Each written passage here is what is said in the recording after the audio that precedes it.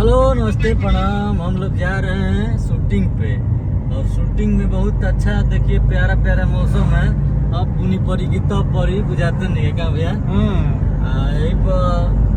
भाव गा दो एगो कि धड़कन बन के दिलवा में धड़का हर क्षण हो, 7 जन्म तक संगी रही जाने मान हो।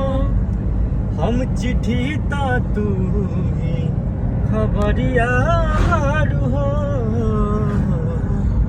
जिए के गुजरिया बाड़ू हो, तू दिल के भीतरिया बाड़ू हो, जिए के गुजरिया बाड़ू हो, तू दिल के भीतरिया बाड़ू हो।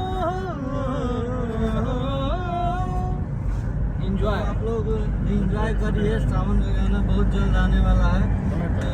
सिंह ऑफिशियल से तमाम कंपनी से गाना होता है और बोल म्यूजिक जोन से सबसे आई बस इंतजार करिए। अब बहुत अच्छा अच्छा गाना था। Love you.